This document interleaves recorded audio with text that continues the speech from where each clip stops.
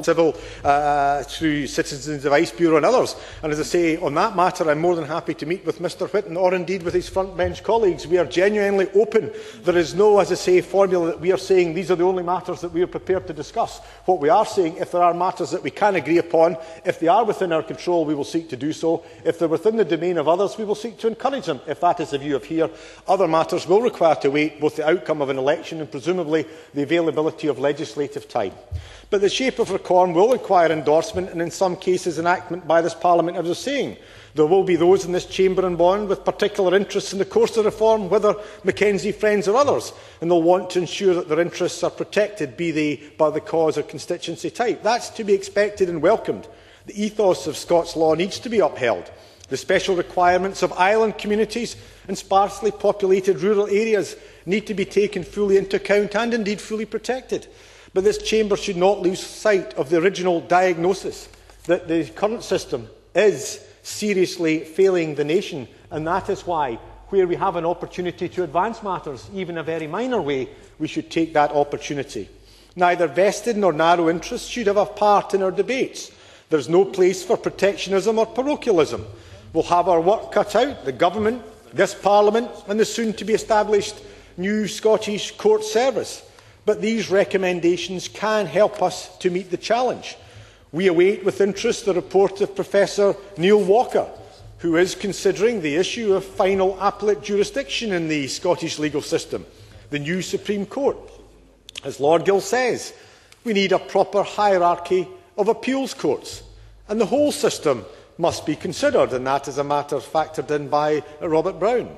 But Lord Philip recently reported on the future of tribunals in Scotland, and these have proven to be an effective way of delivering civil justice in areas of public law, but the system in Scotland is fragmented and similarly outdated.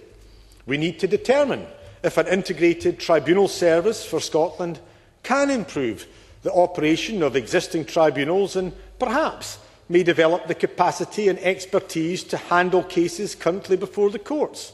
We will take this work forward in parallel with the consideration of Lord Gill and his team's review.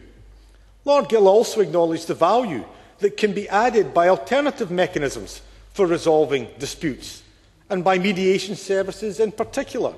And we have already introduced an arbitration bill and strengthened the protection for homeowners, and we will be implementing the EU directive on mediation. We will also consider further recommendations for public legal education and advice services.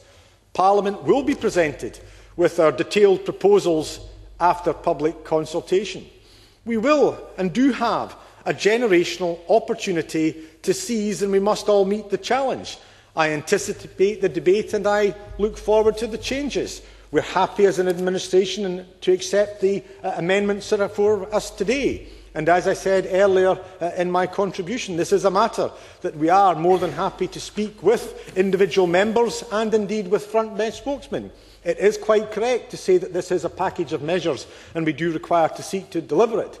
But equally, I think we must all agree that there are individual aspects that can be dealt with, and we should not wait until, as I say, the final chapter has been concluded before we make progress. Because if we do not do otherwise, then we will simply replicate the current delays that are causing the significant problems that, as have been touched upon, have seen Scottish businesses in some interest, sadly, choose to litigate as a course of choice down in London, despite the fact that it costs significantly greater, that it is less expedient to them, but they do so because we cannot provide the service, and that is not simply satisfactory. So, as I say, we have to get the balance right between the points made by Mr Brown and indeed touched upon by Margaret MacDonald, but ensuring...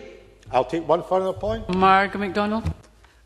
I wonder if the Minister could say how urgent he thinks it is that this matter of clients in Scotland choosing to use the English jurisdiction is, because there is talk of large English firms coming and doing much more business in Scotland. Well, I think it is a matter that, as I say, we do have to address urgently, and the Government is already on the case on that. It was a matter flagged up to me by Stephen Pearson, the head of legal services at the Royal Bank of Scotland, and after all, they are our largest single institution here in Scotland.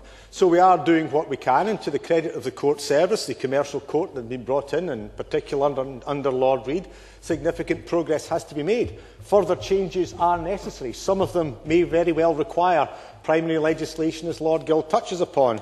Equally, as I say, it is an obligation upon each and every one of us to do what we can to improve the system, to end that absurdity. That is why we have been seeking, as a government, to interact with the financial services, with these people who are choosing to litigate elsewhere, to work out what we can do as a government to try and change that, which is why we are proceeding in a variety of ways with the arbitration bill, with a whole lot of other matters. There is not one simple solution. This is a package of measures, and clearly the ultimate framework, as Mr Brown and yourself has commented on, Ms MacDonald, is to be taken in the totality.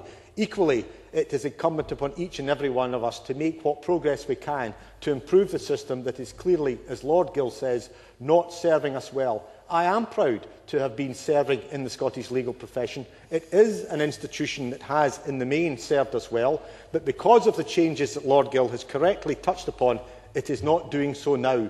We have to change. We have to do so in a thought-through manner, which is why I pay tribute to him, but equally, we have to, as I say, do what we can, even if not everything can be done immediately, and is clearly why we are having this debate. A great deal has to be thought out, talked through, discussed and consulted upon. Equally, other matters where they are frankly no-brainers, it is incumbent upon all of us to do it. So I move the resolution and motion in my name. I now call on Richard Baker to speak to and move Amendment 4987.2. Mr Baker. Thank you, Deputy Presiding Officer. In February 2007, Cathy Jameson wrote in the foreword to Modern Law for a Modern Scotland of the need for reform